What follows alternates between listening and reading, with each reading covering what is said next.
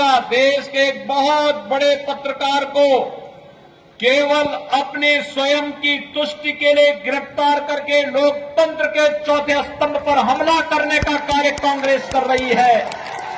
कांग्रेस अपनी नाकामी को छुपाने के लिए देश के अंदर अराजकता पैदा करने का कार्य कर रही है। और भाइयों बहनों, देश के अंदर अराजकता पैदा करने की छूट हमें किसी को नहीं देनी चाहिए। और यही आह्वान करने के लिए आज मैं आपके पास आया हूं कि लड़ाई, बिहार विधानसभा चुनाव के 2 चरणों की लड़ाई संपन्न हो चुकी है। तीसरे चरण में आप सभी को अपने मताधिकार का प्रयोग करना है और आपके सामने मुद्दे स्पष्ट हैं। आपके हित के लिए कार्य करने वाली भारतीय जनता पार्टी और जदयू की सरकार योजनाओं के लाभ में कोई भेदभाव किसी के साथ नहीं, सुरक्षा के मुद्दे पर किसी के साथ कोई समझौता नहीं, और आतंकवाद और नक्सलवाद से कैसे निपटना है ये तो आपने देखा होगा मोदी जी की स्टाइल को। याद करिए, कांग्रेस की सरकार थी और उस समय कांग्रेस के नेतृत्व की सरकार को राजद भी समर्थन कर रहा था। मुंबई में आतंकी हमला होता है और आतंकी हमले के समय जब देश की जनता ने इस बात को देखा कि इस हमले के पीछे पाकिस्तान का हाथ है, देश की जनता चाहती थी पाकिस्तान को सबक सिखाया जाना चाहिए। लेकिन कांग्रेस का नेतृत्व भयभीत हो गया, कहने लग गया कि नहीं नहीं, पाकिस्तान के खिलाफ हम कार्रवाई नहीं कर पाएंगे क्योंकि पाकिस्तान के पास एटम बम है, कहीं ऐसा ना हो एटम बम का वो दुरुपयोग कर देगा। लेकिन भाइयों बहनों, फरवरी 2019 की तिथि याद करिए, जब पुलवामा में पाकिस्तान के पाकिस्तान परस्त आतंकवादियों ने कायराना हमला हमारे सीआरपीएफ के जवानों पर किया था। और तब प्रधानमंत्री मोदी जी ने कहा था यह देश अपने जवानों की शहादत का बदला लेगा, उसकी कीमत पाकिस्तान को चुकानी पड़ेगी। और आपने देखा होगा भारत के बहादुर जवान पाकिस्तान के अंदर घुस करके आतंकी कैंपों को नष्ट करके आ जाते हैं और पाकिस्तान के अंदर एकदम कोहराम मच जाता है। यह है भारत का शौर्य और पराक्रम। क्या ये कांग्रेस कर पाएगी? क्या कांग्रेस करती भी नहीं। कांग्रेस तो घुसपैठियों को गले लगाती है और अपने लोगों को दुत्कारती है। चोर है कांग्रेस। कांग्रेस के लोगों ने देश के हित के बारे में नहीं सोचा है। अगर सोचा होता तो 55 वर्षों में वे भी गरीबों को मकान दिए होते, शौचालय दिए होते, बिजली का कनेक्शन दिए होते, रसोई गैस का कनेक्शन दिए होते, स्वास्थ्य बीमा का कवर दिए होते, गरीबों को निःशुल्क खाद्यान्न भी देने का काम किए होते। लेकिन भाइयों बहनों, कांग्रेस के एजेंडे में विकास है ही नहीं, सोच है ही नहीं इन लोगों के विकास की। यहां तो इन्होंने तो भारतीय जनता पार्टी में और इन लोगों में विरोधी विपक्षियों में यही अंतर है। भारतीय जनता पार्टी ने तो कहा सबका साथ सबका विकास। हमारे लिए पूरा देश 135 करोड़ का देश एक परिवार है। हम सोचेंगे 135 करोड़ लोगों के बारे में सोचेंगे, 135 करोड़ लोगों की सुरक्षा के हितों को संरक्षण देंगे। लेकिन कांग्रेस के लोग तो एक ही परिवार, एक ही पार्टी और उसके बाहर वे देख भी नहीं सकते, उससे बाहर वो किसी को जान भी नहीं सकते, उसके लिए उनको कार्य करना भी नहीं है।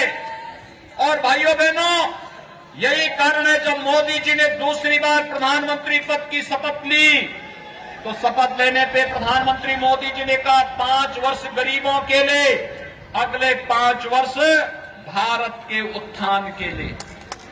और आपने देखा होगा पाकिस्तान जो बार बार भारत के अंदर आतंकी गतिविधियों को अंजाम देता था, पिछले 6 वर्षों में कहीं कोई घटना घटित हुई क्या? हो भी नहीं सकती।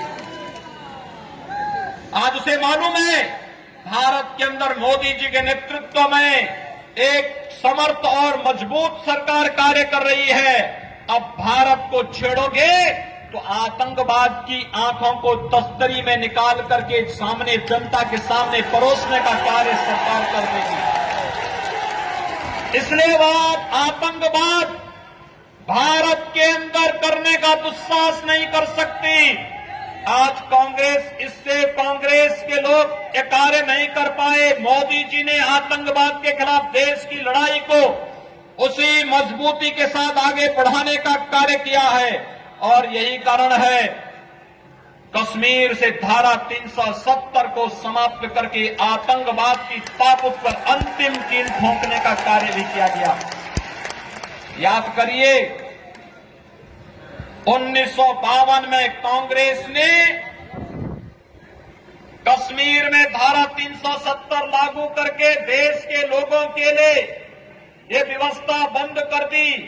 यानी कश्मीर का कोई व्यक्ति जब चाहे बिहार में जमीन खरीद सकता है, मकान खरीद सकता था, लेकिन बिहार का नागरिक, बिहार का नौजवान अगर कश्मीर और श्रीनगर में मकान खरीदना चाहता था उसको यह अधिकार नहीं था।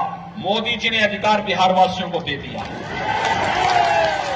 अब बिहार का नौजवान मधुबनी के साथ साथ अगर चाहता है कि मुझे श्रीनगर में भी एक मकान बनाना है तो वहां जाकर के श्रीनगर में भी अपने लिए मकान बना सकता है। मोदी जी ने अधिकार आपको दिया है।